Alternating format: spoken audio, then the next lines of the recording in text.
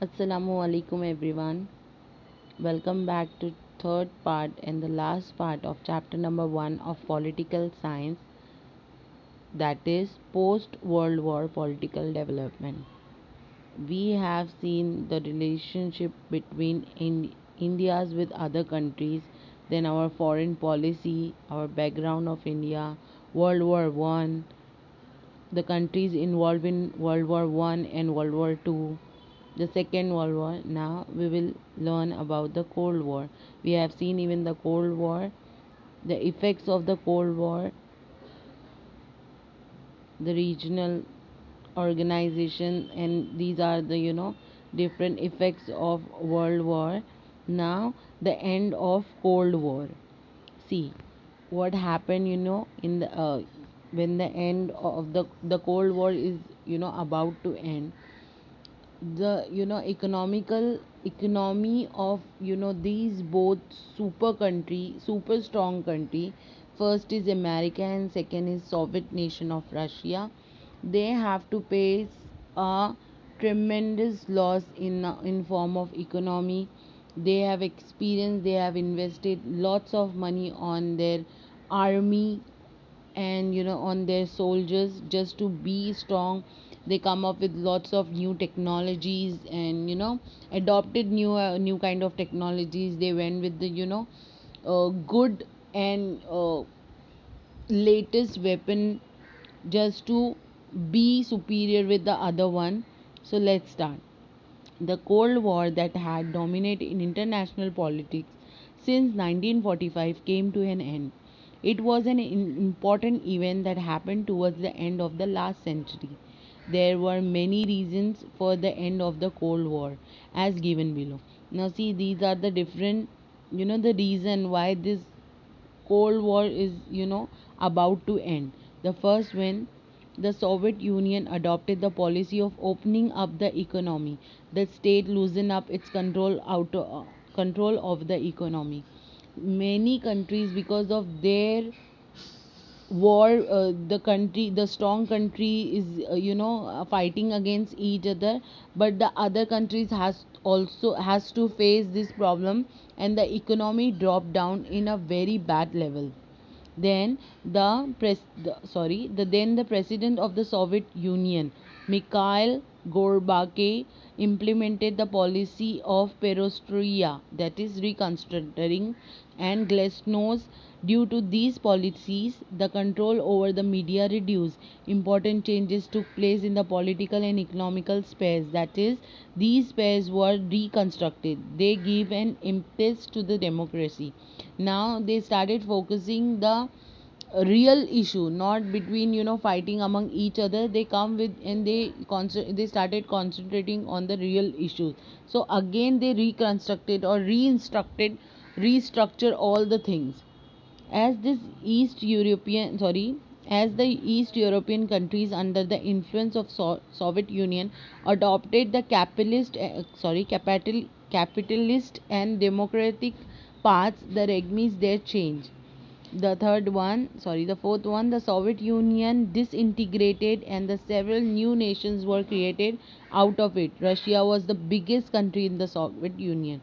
So the Russia was, against the United States of America, and they both are the strongest country.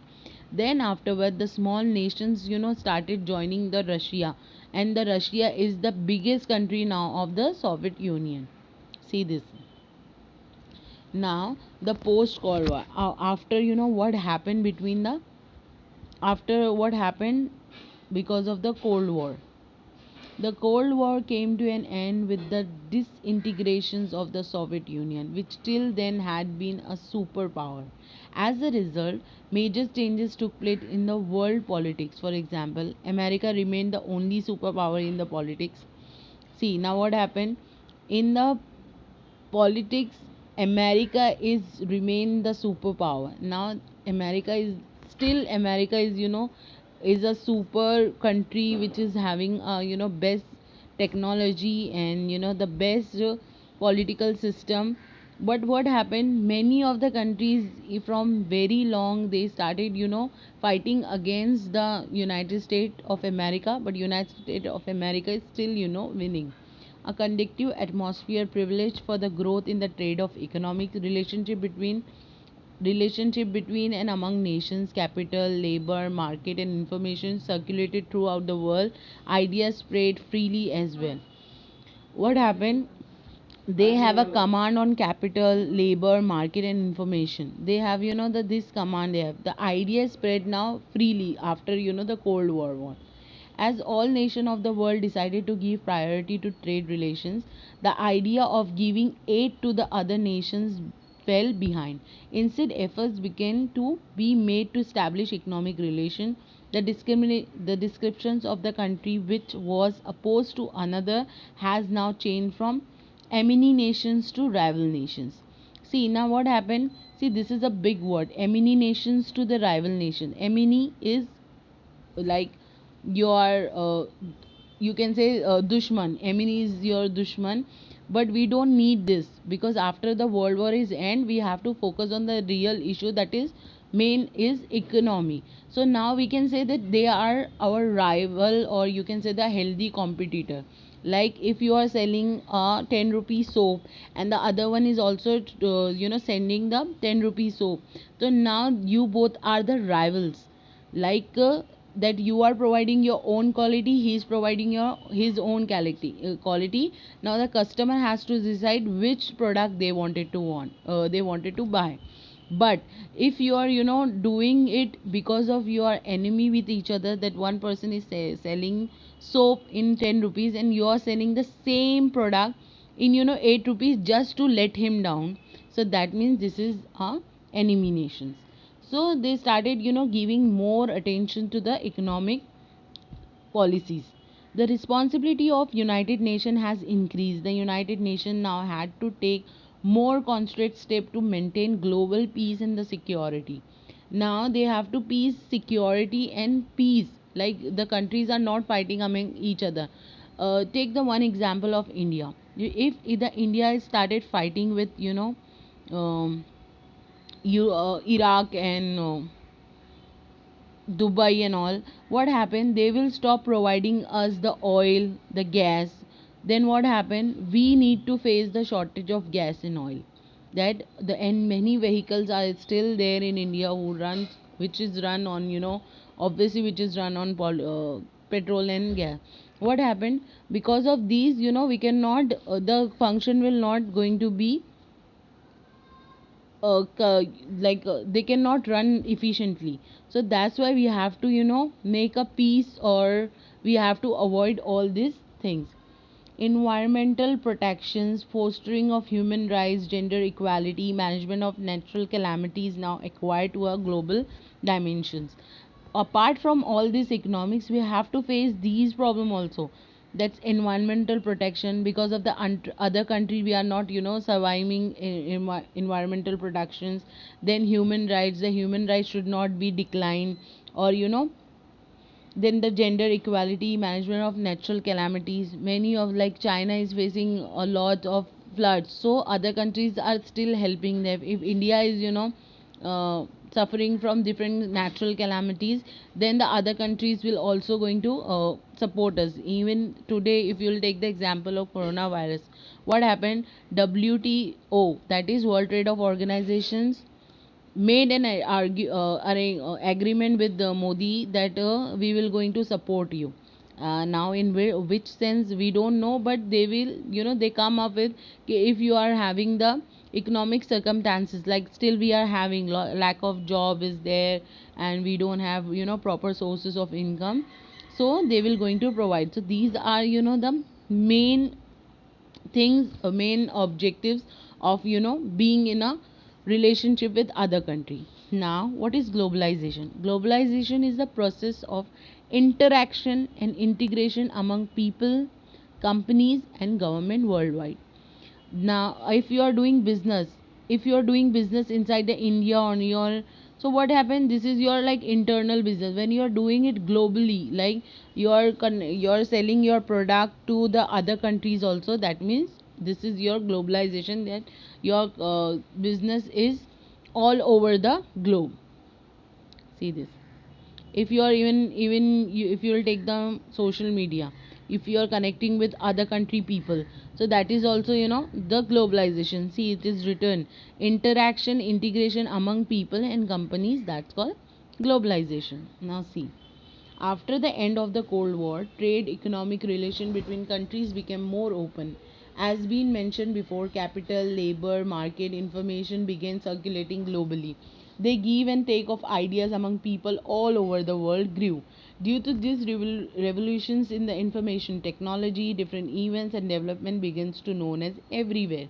The boundaries between nations did not remain as circumscribed as they were before. All these processes are together called globalization. See what happened?